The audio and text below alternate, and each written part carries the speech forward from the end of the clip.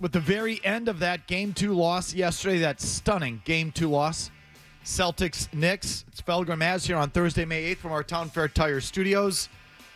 Joe Missoula calls the exact same play, basically 2 possessions in a row. This time the Knicks are more than waiting for it, and for the second game in a row, you get to an end-of-the-game last shot situation, and you don't even get the shot off. You don't even get a shot attempt. Mazz, your thoughts? They're getting exposed. And by they, I mean all of them, including the coach and their best player.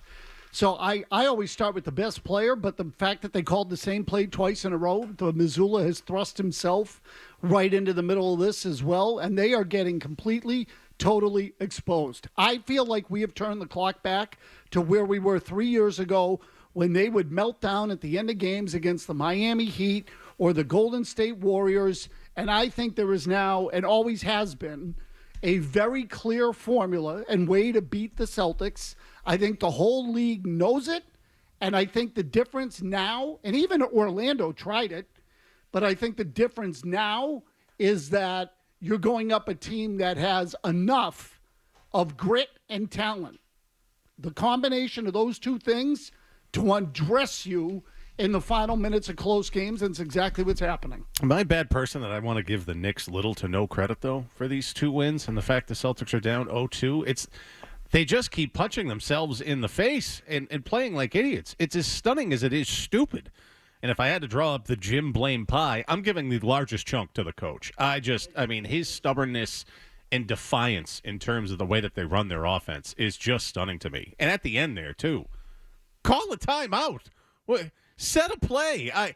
Did anyone feel good about that when they started? When that started and it went to Tatum, did you feel like they were going to get a bucket there? I didn't.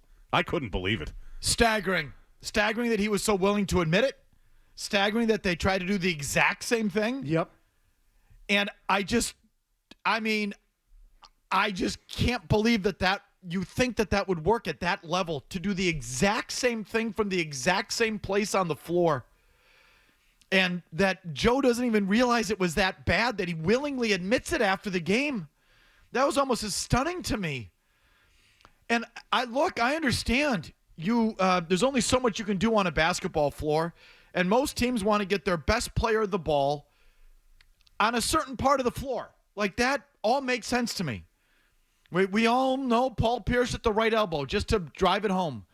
But I'm sure every team has their best player getting the ball in a certain spot that they want, and they'll do it over and over again. And that I get, and there's a logic to it. But to do it, Mazz, from the exact same set, 80 feet away, under your own, it's one thing to try and get Tatum isolated on Robinson on the elbow, but okay, one time we did it from under our own basket with a full head of steam running 80 feet. This time we're going to go from half court, we're going to side out, and we're going to run a certain pick and roll, a certain thing off an inbounds, and we'll get them isolated on them just a little bit of a different way so they're not set up for it. Right, change the wrapping paper at least. Exactly. We're going to end up with the same shot because that makes sense.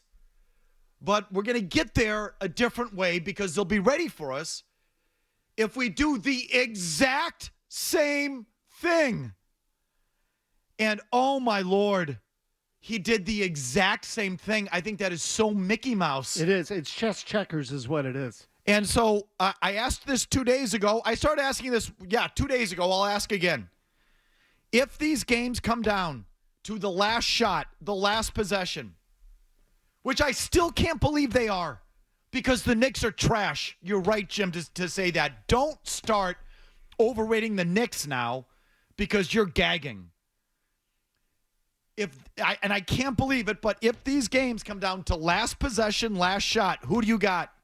Brunson and Thibodeau or Tatum and Joe Missoula? And so Mike, you could give me Thibodeau and Josh Hart, Thibodeau and pretty much any other Knick, because I think the Celtics coach right now is such a detriment to what they're doing. I'll take Thibodeau and pretty much anyone on that Knicks roster right now. So that's what that game came down to last night. It's unbelievable. The Knicks' final possession, timeout, side out, half court, front court. They inbound to the front court, run a couple of picks, couple of screens. Brunson isolated on Jrue Holiday. Brunson gets into his bag of tricks there at the elbow, draws a foul. It felt in control. It felt planned, and it was not panicked. And it was real strategy is what it was. No timeout, do the exact same thing you did just 10 seconds earlier, and of course they're ready for it. Oh, yeah. No, they completely changed the way they played it. Because they're professionals, and you can't expect these guys to not pick up on it or do something different.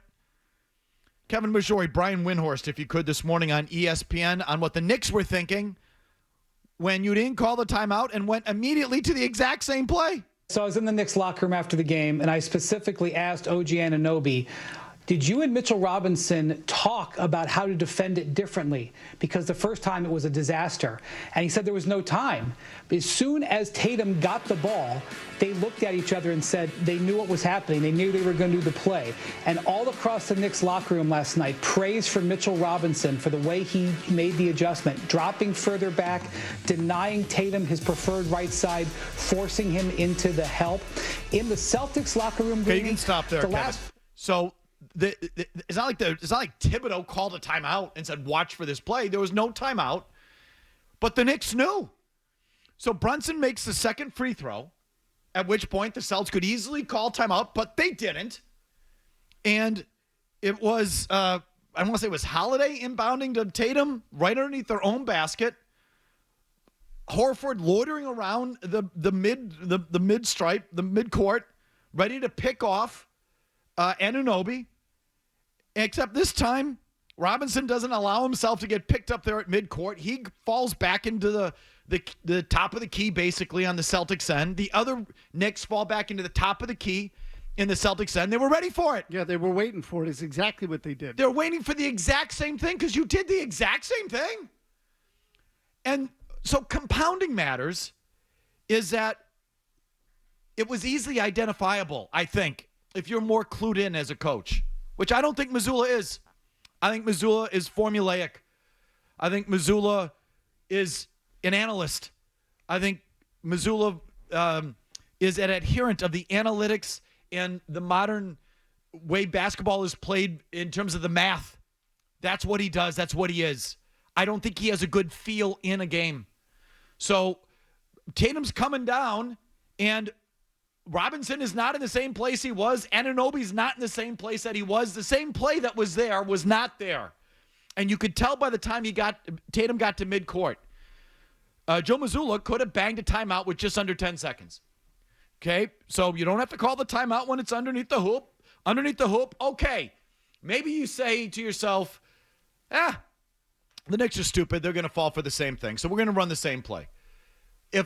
If they've adjusted, I'll stop it and we'll do something else. See it in football all the time. Go to the line of scrimmage with the play. The defense is set a certain way. Timeout. They're ready for it. Absolutely. So in basketball, it's a little more bang, bang, but you could do the exact same thing, except Missoula just let it go because I think that's Joe Mazzulla.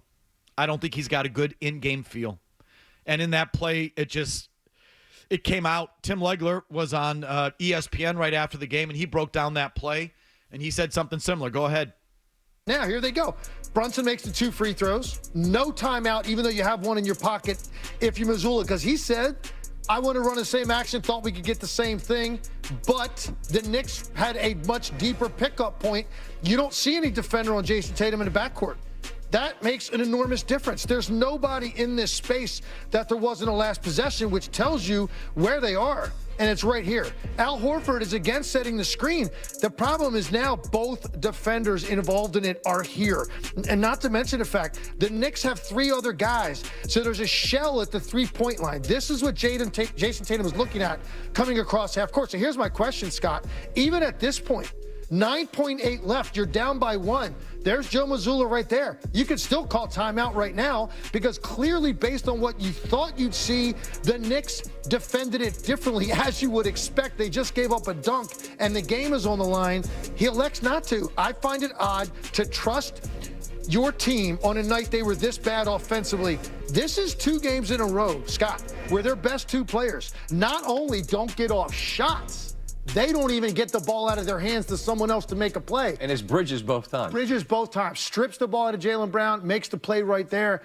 You rarely see great players in those moments not get a shot off or find someone and trust them to make a shot. They were incapable of doing either, and as a result, the Knicks go out of there, with 2 wins. And so I'm really questioning Missoula with that last timeout. Your team was so bad offensively. Take it off their plate. Give them something designed in that huddle, down 1, going downhill to the rim to try to maybe get a call or something going to the basket. Nope. I don't think Missoula's up to it. He's overmatched. He's overmatched. He can't do it. And there was a dead giveaway, which I'll hang on to for a minute, that he looks at the game the way you said, that he thinks of it in analyst terms. With one of the answers he gave last time, I'm going to tell you during the break, and we'll get to it later. But there was a dead giveaway that's the way he looks at it. And as soon as I heard it, this is exactly what Mike's talking about. I may have pulled the sound. I may know what you're talking about. Yeah, so someone's plus minus. Bingo. Bingo. You ask him a basketball question, and he answers with a number, and that's about the Hacker Robinson thing. Yes, absolutely right. Well, he was plus 19. What was happening in the game? Like, don't give me a number. What was happening in the game? I know exactly what you're talking about. Yes, and so the question then is, well, why was he plus 19? That's what you have to attack, the why, not just the number. It's not just about him being there. It's about where he is when he's out there. That's what it's about. Missoula's just another numbers guy. Oh, my gosh, I heard that, and I went, holy crap. And Tatum still, despite that all, Tatum still had a chance to make a better decision on that play and didn't. If he stops at the left elbow and goes up with the shot, he's got a 17-footer for the game. He lost the handle, man. I know he did, but he could have still, after he got it back, he could have stopped. And he didn't. So he did. He lost the handle, absolutely, and he didn't have the presence of mind to stop anyway. Because once he went to the other place, he didn't have a shot at all. It's a little panicky. It is panicky. It's totally panicky. And I don't think he's always been that way. I'm not calling him, panicky. But, let's just react to what we've seen. It's been panicky the last couple of games. And Brunson and the Knicks have had more poise. Certainly Brunson. Just watched the final possessions and how they've handled him. And Legler's right. 2 straight games. You haven't been able to get the shot off. I mean, that reflects on coaching. That reflects on that thing. And it's rare. It's hard. Boy, in that sport. It's hard for coaching to make a difference. It's like almost impossible. But that Missoula somehow figured out how to do it. The Knicks have made it just close enough for it to make a difference. When the Celtics are blowing teams out in front running or something like last year where all the good players are hurt and they're all 5-game series and blowouts, it's hard for it to show up, and it didn't show up. But when the games are like this, it shows up, and it's showing up in this series. Oh, boy, is it ever. And I don't even – what do I start with? Do I start with that one last decision? I start more so with mindset. It's just mindset and play style, and I think it all sort of feeds into the same thing, which is in those pressure moments, they're not conditioned to it. And on this, the mindset thing, you know what I think one of the worst things that happened to the Celtics team this year is 4 blowouts against the Knicks in the regular season. They're not taking them seriously. Definitely works against them. Mm-hmm. I'm not taking them seriously. I'm still not taking them seriously. No, me either. I still think the Celtics are winning this series. If I had to put money, that's where I'd bet it. I'd take the odds and bet the Celtics for sure. And the Knicks still blow. Don't let the Celtics off the hook by saying, "Oh, well, the Knicks are." No, they're trash. You felt they were trash 5 days ago. You thought they were trash 5 weeks ago. You thought they were trash 5 months ago, 5 years ago, because you know why? They're trash. They're garbage. And that's not to say everybody on the floor is garbage. They've done some nice things the last couple of days, but don't turn them now into something they're not just to excuse away what you're doing, which is gagging. If you like that clip, check out more videos from Felger and Mazz here. For more Celtics analysis and opinion, hit this playlist. And for all the latest from the Sports Hub, download the app at 985thesportshub.com.